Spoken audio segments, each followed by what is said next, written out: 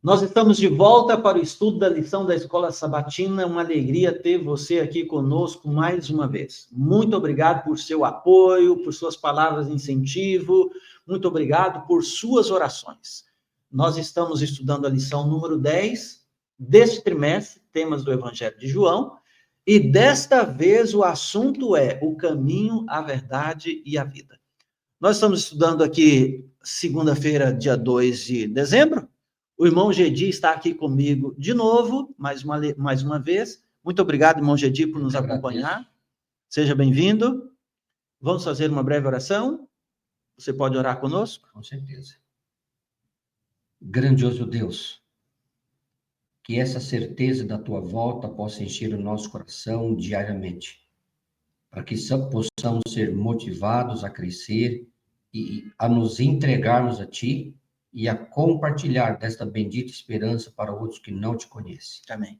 Que seja essa a nossa prece. Amém, Senhor. Amém. Irmão Gedi, certamente voltarei. Lembrando o assunto geral da semana: o caminho, a verdade e a vida. E agora, é aquele texto clássico que eu tenho a impressão de que muitos dos nossos amigos sabem de cor e salteado. João 14, 1 a 3. 1 a 3. Sabe de cor, não sabe, mano? Sei. De cor. Mas como a gente está com a Bíblia aberta aqui, vamos ler? Eu estou lendo aqui, irmão Gedi, na Bíblia, na versão Nova Almeida e atualizada. Diz assim, ó: que o coração de vocês não fique angustiado. Vocês creem em Deus. Creiam também em mim. Na casa de meu pai há muitas moradas. Se não fosse assim, eu já lhes teria dito, pois vou preparar um lugar para vocês. E quando eu for e preparar um lugar, voltarei e os receberei para mim mesmo, para que onde eu estou, vocês estejam também. Esta é a promessa. E essa é uma promessa, pastor, fabulosa para os nossos dias. Mas eu fiquei pensando assim, como pode alguém, sabendo que iria sofrer, padecer, iria morrer não por causa dos atos dele, mas por causa dos seus filhos, trazer uma mensagem de esperança de tanta relevância como esta? Interessante que era para ele estar angustiado, né? Angustiado. E ele começa o texto dizendo o quê? Que o coração de vocês não fique angustiado. Impressionante isso, né? Trazendo segurança. Então, é num contexto de despedida, né? De despedida. Ele estava próximo já da cruz e ele vai confortar o coração dos seus discípulos. Agora, o que ele está prometendo, afinal de contas, aqui? Qual que é a promessa? Traduz isso. João 14, 1 a 3. Do que Jesus está falando? Eu captei aqui, enquanto o pastor lia, na casa de meu pai há muitos quartos, né? E não uma mansão.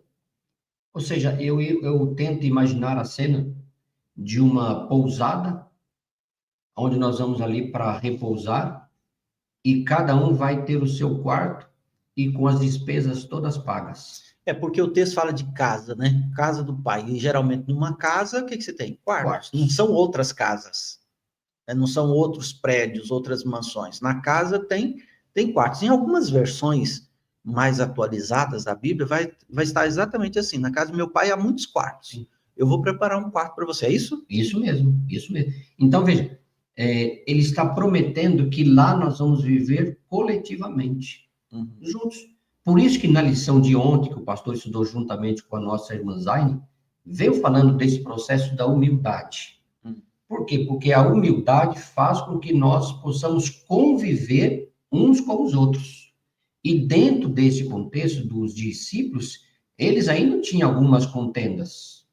Então vem a lição da humildade, da Santa Ceia, do lava-pés, Jesus já preparando eles para que no céu nós pudéssemos viver juntos com o mesmo pensamento. Então, essa promessa aqui não é ali Jesus dizendo assim: pessoal, nós estamos indo para Jerusalém, tem uma casa lá, eu vou arrumar um quarto para a gente passar a noite.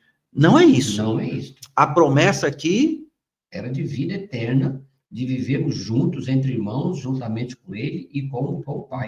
Depois da sua morte, depois da sua ressurreição, na mente de Jesus, o assunto é a sua segunda vinda. Segunda vinda, tá lá bem. Apesar de, quando ele fala virei, como se fosse no presente, né? Não, como se fosse no futuro. No futuro, mas algo que nós pudéssemos vivenciar agora. Agora. Olha o que diz aqui a lição. Deixa eu ver se eu acho aqui, o irmão Gedi mencionou. Veja o que diz aqui, ó. É o penúltimo parágrafo. Ó. Qual é a base para confiar nessa promessa? Muitos diriam que é o cumprimento das profecias. Ok, isso é uma verdade. As profecias estão se cumprindo, Jesus, de fato, vai voltar. Mas em João 14:3, a base é apresentada de forma diferente. A palavra virei, em grego, está no tempo presente. Ou seja, venho ou estou vindo. Esse uso em grego é chamado de presente futurista. Um evento futuro é mencionado com tanta certeza que é descrito como se já estivesse acontecendo. Assim, nós poderíamos traduzir a frase dessa maneira: certamente voltarei. Então, Jesus está dando aqui uma garantia de que ele vai voltar. Inclusive, ele diz assim, né, irmão Jadir? Vocês creem em Deus. Vocês não creem em Deus? Vocês creem em Deus. Não é uma pergunta. Ele está falando assim, vocês creem em Deus? Ah, sim. Então, creem em mim. Não é uma pergunta. Ele está afirmando, vocês creem em Deus. Jadir, você crê em Deus. Então, você crê em Deus, crê também em mim. Porque eu vou para a casa do Pai e vou voltar. E esse voltar é aquela história, né? É o já e não ainda. Ele vai cumprir. Ele está dando essa garantia. E aí, finalizando aqui a lição, diz assim, irmão Gedi, que nós precisamos crer. A promessa é linda. Maravilhoso você pensar nisso, né? Casa do Pai, o seu quarto, a árvore da vida, tudo aquilo que a gente vê lá no livro de Apocalipse. Tudo isso é lindo e maravilhoso. Mas não vamos nos esquecer quem fez a promessa. Quem fez a promessa. Creia, porque quem fez a promessa é totalmente confiável. Sem contar também, pastor, que a cruz, o sacrifício dele, sela esta promessa. Então eu vejo assim, que a morte dele e a promessa da volta dele estão entrelaçadas. Então, é um selo de qualidade. Não, qualidade não, um selo de garantia. Garantia de que realmente ele vai voltar. Olha que coisa linda. Então, veja, viveu, morreu, ressuscitou, subiu ao Pai e vai voltar. Maravilha, maravilhosa. Amigo, como é que está essa promessa no seu coração? Quando você lê isso aqui, João 14, coração queima, você fica ansioso, você deseja que Jesus volte logo.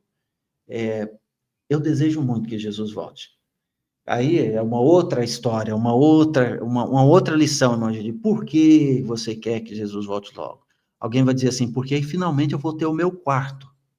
Finalmente eu vou ter a minha casinha. Finalmente eu vou poder conviver com as pessoas num lugar sem violência, tranquilo. Tudo isso é legítimo, é legal, é bacana. Mas sabe de uma coisa? O melhor de tudo é que você vai ter a pessoa de Jesus Cristo com você constantemente. Isso é muito melhor do que o quarto. Isso é muito melhor do que a árvore da vida, o mar de vidro como cristal. A presença de Jesus. Agora, se você tem a presença de Jesus com você hoje, sabe o que significa? Essa certeza aqui, ó. Ele virá para você. Ele está vindo. Ele está contigo. Agora, aquilo que os discípulos experimentaram por 3 anos e meio, nós vamos experimentar pela vida eterna. A vida eterna.